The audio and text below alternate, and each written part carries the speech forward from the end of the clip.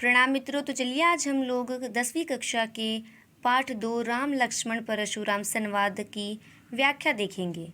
इसमें राम लक्ष्मण और परशुराम जी के बीच में जो संवाद हुए थे उसके विषय में तुलसीदास जी ने लिखा है। जब सीता स्वयंवर हो रहा था और श्री राम जी ने शिवधनुष को तोड़ा था, अर्थात शिवधनुष को भंग किया था, उसके पश्चात परशुराम जी अत्यधिक क्रोधित हो गए थे। शिवधनुष के भंग होने के पश्चात परशुराम जी ने अपना क्रोध किस प्रकार प्रकट किया था और राम लक्ष्मण और परशुराम जी के बीच में क्या क्या बातें हुई थी, इसके विषय में हम इस काव्य की व्याख्या में देखेंगे। तो चलिए हम लोग इस काव्य को शुरू करते हैं।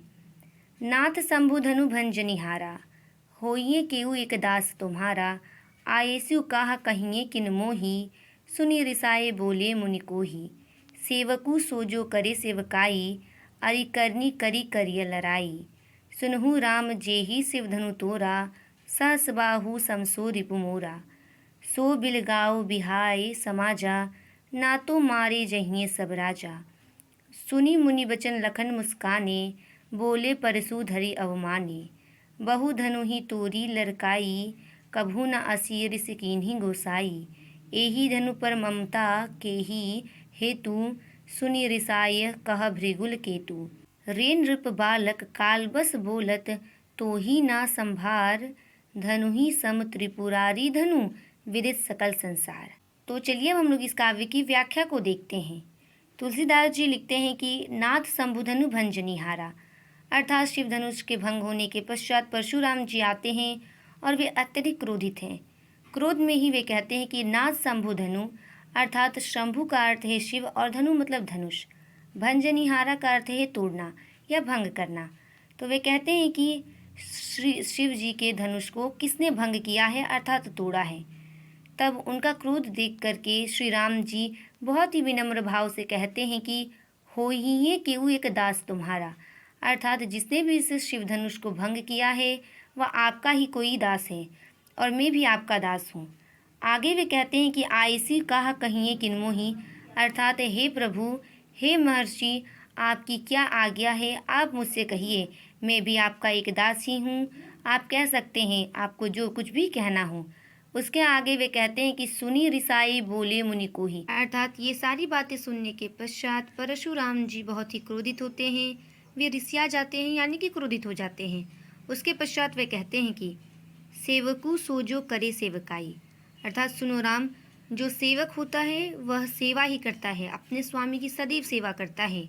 आगे वे कहते हैं कि अरि करनी करी करिय लड़ाई, अर्थात यदि कोई इस प्रकार का कार्य करता है तो उससे केवल और केवल लड़ाई ही करनी चाहिए। आगे वे कहते हैं कि सुनहु राम जेहि शिव धनु तोड़ा, अर्थात सुनो राम, जिसने भी इस शिव धनुष को तोड़ा है, सहस बाहु समसो रिपु मोरा, अर्थात वह सहस बाहु के समान मेरा शत्रु है। रिपु का अर्थ होता है शत्रु। इसके आगे परशुराम जी कहते हैं कि सो बिलगाओ बिहाई समाजा, अर्थात जिसने भी शिव धनुष को भंग किया है उसे इस समाज से अलग कर दिया जाए और मुझे बता दिया जाए कि किसने इस शिव धनुष को भंग किया है, ताकि मैं उसका वध कर सकूं। आगे वे कहते हैं कि ना तो मारे जहिए सब राजा, यदि किसी ने भी मुझे यह नहीं बताया कि किसने इस शिव धनुष को भंग किया है तो आज सभा में उपस्थित सभी राजाओं का मैं वध कर दूंगा। आगे कवि कहते हैं कि सुनी मुनि बचन लखन मुस्काने, अर्थात परशुराम जी की बातों को सुनने के पश्चात लखन यानी कि लक्ष्मण जी मुस्कुराने लगते हैं। बोले परशु धरहि अवमाने, और मुस्कुराने के पश्चात वे परशुराम जी को अपमानित करते हुए कहते हैं कि बहु धनु ही तोरी लड़काई, अर्थात जब हम लोग छोटे थे तब हम लोगों ने ऐसी बहुत सी धनुइयाँ तोड़ी है। धनुई का अर्थ होता है धनुष का छोटा रूप, यानी छोटे धनुष को हम धनुई कहते हैं। तो लक्ष्मण जी बता रहे हैं कि जब हम लोग छोटे थे तब हम लोगों ने ऐसे बहुत सी धनुइयाँ तोड़ी है। आगे वे कहते हैं कि कभू न असी रीस कीन ही गोसाई, और इस प्रकार जब हम लोग छोटे थे और धनुइयों को तोड़ा करते थे तो इस प्रकार कोई भी मुनि हम पे क्रोधित नहीं हुआ और आप भी हम पे क्रोध करने कभी नहीं आए। आगे लखन कहते हैं कि यही धनु पर ममता के ही हेतु, अर्थात इस धनुष पर आपकी इतनी ममता क्यों है, यह धनुष तो अन्य धनुष के समान ही है। सुनिए रिसाए कह भृगुल केतु, भृगुवंश के परशुराम जी लखन की इन बातों को सुनने के पश्चात अत्यधिक क्रोधित हो जाते हैं और वे क्रोध में कहते हैं कि रे नृप बालक काल बस बोलत तो ही ना संभार, अर्थात राजपुत्र लक्ष्मण, तुम काल के वश में होकर के बोल रहे हो, अर्थात तुम्हारा अंत निकट है। तुम्हें अपनी वाणी में जरा भी संयम नहीं है। तुम क्या कह रहे हो ये तुम्हें भी नहीं पता, क्योंकि तुम काल के वश में होकर के सारी बातें कह रहे हो। धनुई सम त्रिपुरारी धनु विदित सकल संसारा।